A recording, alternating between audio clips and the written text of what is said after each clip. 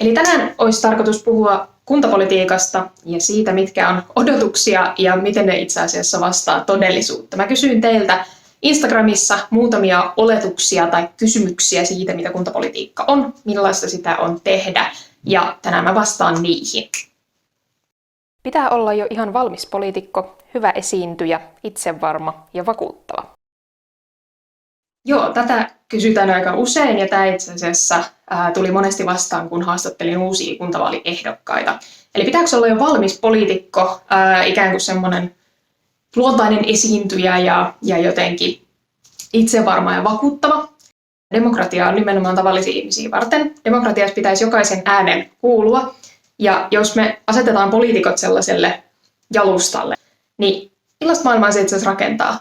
Mä kannustaisin ihan jokaista lähtemään ehdolle ja miettimään, että mitä just sinä voisit tehdä tämän kaupungin tai tämän yhteiskunnan eteen. Ja muista, että me poliitikotkin ollaan ihan tavallisia ihmisiä. Tässä on huijarisyndrooma ihan jatkuvasti läsnä ja se ei todellakaan riipu siitä, että mikä sun tausta varsinaisesti on. Kaikesta pitää tietää kaikki.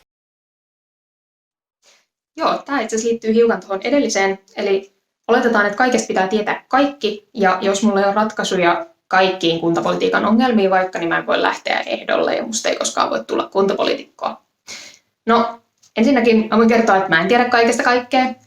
Mun strategia on se, että mä otan asioista hyvin selvää, ja kyselen muilta ennen kuin mä teen mun päätökset. Ei todellakaan tarvitse tietää kaikesta kaikkea heti. Siihen on tarjolla paljon tukea sekä muilta poliitikoilta että sitten esimerkiksi lautakunnat koulutetaan ennen kuin kausi alkaa. Siihen on ihan syysä, miksi kuntapolitiikassa on paljon ihmisiä. Meidän ryhmä koostuu tällä hetkellä 14 vihreästä valtuutetusta. Meidän lista koostuu 100 ehdokkaasta. Siellä on ihmisiä, jotka tietää eri asioista, joilla on eri asiantuntemusta. Ja ajatuksena on se, että aina voi kysyä, aina voi selvittää. Mekään ei olla tosiaan mitään superihmisiä alkujaan, vaan jokainen meistä oppii tähän ja ottaa selvää. Kuntapoliitikko on julkis.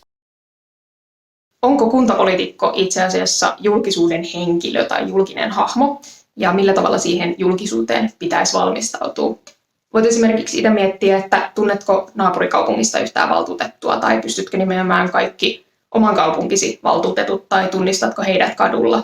Ei mua ainakaan tuolla kadulla varsinaisesti tunnista tai tulee jututtamaan. Tällä tasolla ei olla ihan samassa veneessä vielä kansanedustajien kanssa, vaan tämä on huomattavasti arkisempaa puurtamista. Jos edustat tiettyä puoluetta tai tiettyä mielipidettä, niin valitettavasti tänä päivänä myöskin vihapostin määrä todennäköisesti kasvaa.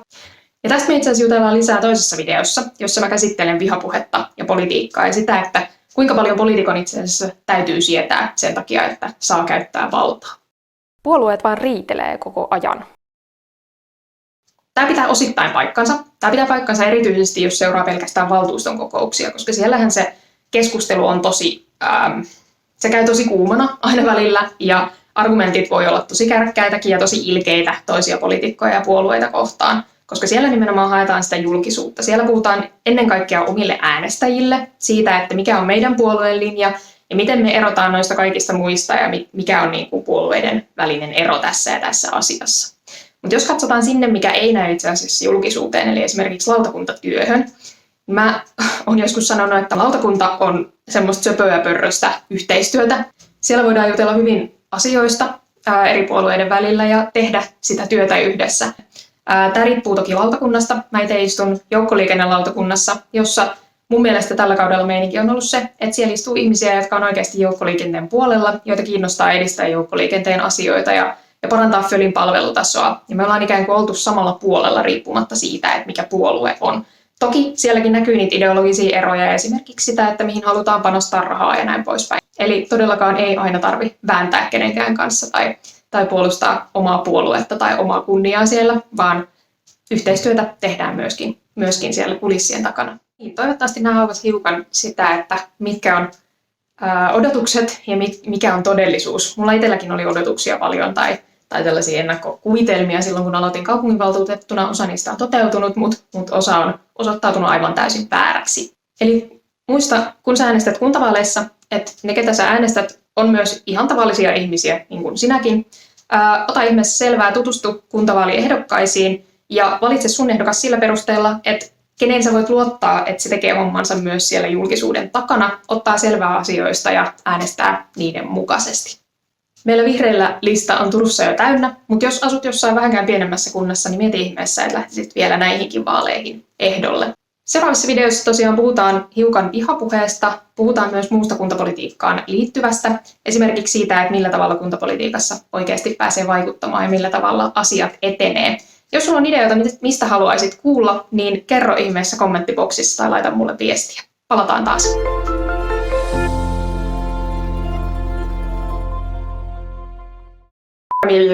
Aivan.